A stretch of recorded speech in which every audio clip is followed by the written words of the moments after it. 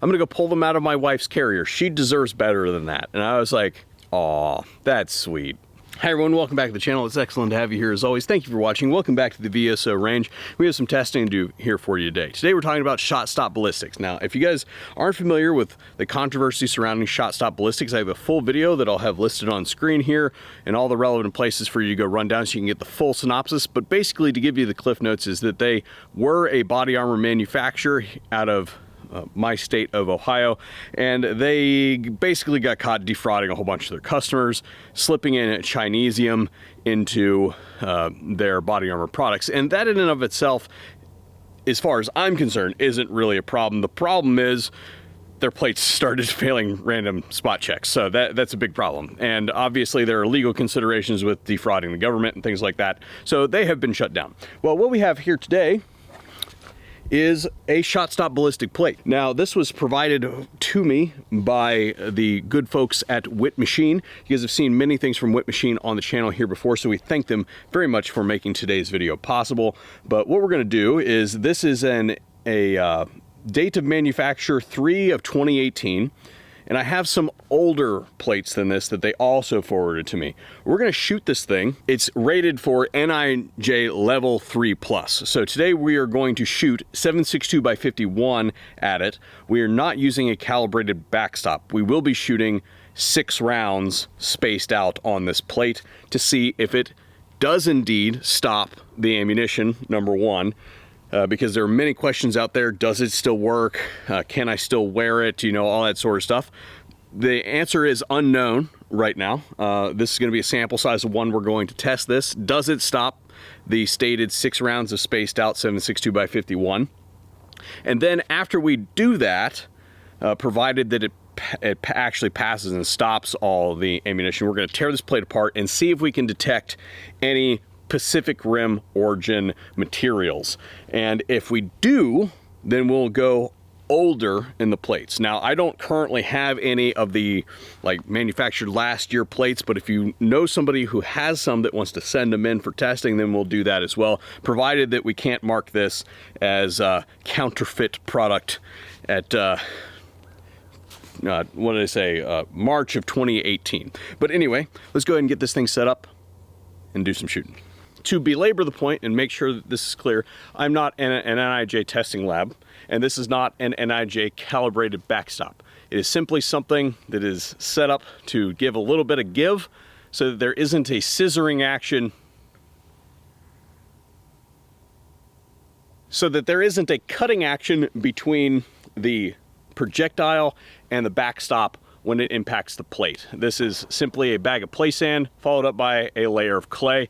We're just gonna set this right like this, straight on shot 40 feet out of a 308.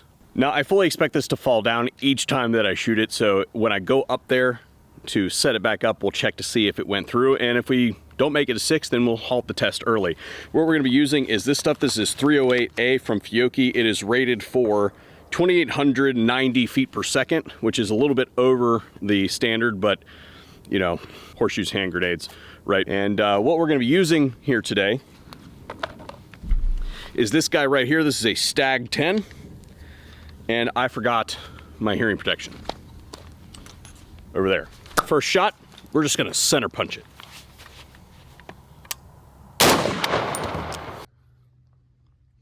Okay. And down here, let's see what we got going on here. Yeah, definitely some delamination to be expected. And you can see not quite a center punch. Looks like that scopes off a little bit. So we're shooting a little bit to the left. Next round, we're gonna aim a little bit to the right. Yeah, it definitely walked on us. Impact right here. More delamination, but did not go through. We'll try to put the next one, or we'll angle it a little bit if we can. We want that. I'm gonna try and put the next round kind of like up here.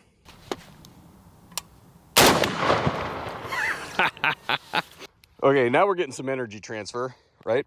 And this is far enough away from the perimeter that we're not worried about like the edge considerations, right? And I'm gonna say did not make it through, so we're still good.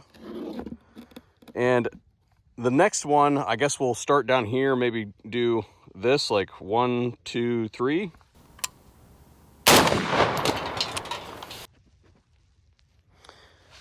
Yeah, I hit a little bit higher than I wanted to, but I still don't think that this is a problem. So I was kind of concerned about keeping them on the bottom here anyway, so the next one we'll just aim in the center. And that one cracked the back plate, the back coating, but still didn't make it through. It's starting to come apart. Yeah, that's a good hit right there, boys and girls. Definitely tore the back face of the back coating, but definitely did not go through. Last shot. Here we go. Does it make it?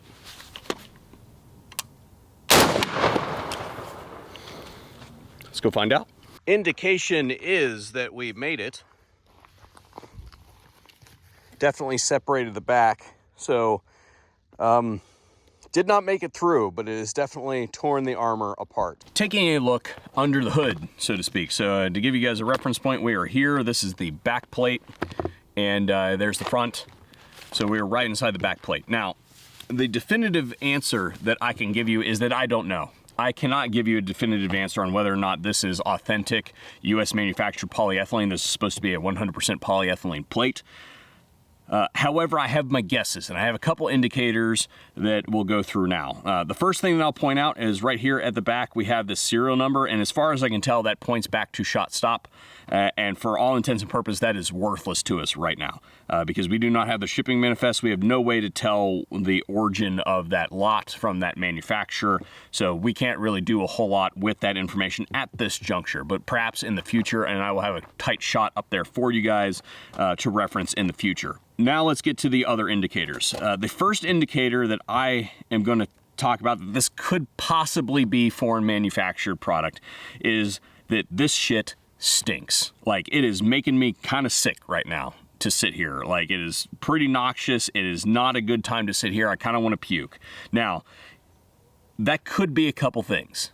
That could be indicative of a purity problem with the polyethylene. I have no reason to believe that this isn't polyethylene. It acts and feels like polyethylene that I've worked with in the past. But it could also be part of the spray-on process of this back shield here. I have no idea what that is, but I just know that it's not supposed to smell like this. Polyethylene should have basically no smell in its final form. However, what I would say about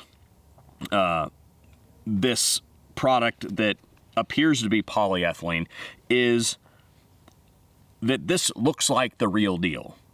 Now, again, it looking like finished high quality polyethylene is not necessarily indicative of U.S. manufacture, but if you've never worked with the raw material before and it's impure state, it looks kind of dingy and grungy. Now, this might look a little bit dingy and grungy to you because it's bounced across the ground a few times, but as far as, like, if you look at those fibers really close, they look to be really, really white. And if you're looking at the raw material, again, it can look kind of off-white, dingy looking, and just because it is very white does not necessarily mean that it is U.S. manufactured. There could very well be a high-quality manufacturer in one of those countries that is making a really, really good imitation of the U.S. product. I'm not saying that that China can't make high-quality products. I'm just saying that if we were to see a really dingy, dungy project back here, like if we were to open this up and it looked like gray or something like that, then that would be a prime indicator. Yeah, that is impure. That is definitely not U.S. manufactured polyethylene. So again, inconclusive at this juncture on where the origins of these materials come from. As far as the capabilities of the plate are concerned, it stopped all 6 rounds, right? So I would say that if you are using a plate that is older than 3 of 18, then you're probably pretty good to use that product as far as its specified use is concerned. It clearly stopped 6 rounds of 308, and if you get caught in a situation where you take 6 rounds of 308, then you have made a critical error up to that point. But as far as people that are just throwing away their plates, I'm going to say that if it is older than 3 of 18, then you're probably okay to keep using it until you find a suitable replacement. In closing today, I would like to again say thank you to It Machine. I was talking to the guy about another product, my point of contact there, and I was like, hey, you know, this whole thing with ShotStop. He's like, I just so happen to have some of those. I'm gonna go pull them out of my wife's carrier. She deserves better than that. And I was like, aw, that's sweet. But in all seriousness, we appreciate them sending those out here for testing so that we could get a beat on where it's at. If you've got younger plates than 3 of 18 and you would like to send them in for testing here at the VSO Gun Channel, I'll do a follow-up video when I get a younger plate than that. I'm very interested to compare them directly to the one that we just shot. I'm going to go ahead and archive that and keep it back so we can have an idea of what any future plates that we test look like in relative comparison. And again, what I would say is, if you have the armor, don't stop using it until you get a replacement. By all indications, it still stops bullets, but you want to replace it at your first opportunity that is reasonable. Anyway, thank you guys for tuning in to the VSO Gun Channel today. And as always, please interact with the video. It helps the machine know that more people need to see this video, and I think there's a great number of people out there that might want to see this one. So thank you again, and hopefully we'll see you in another video here at the VSO Gun Channel.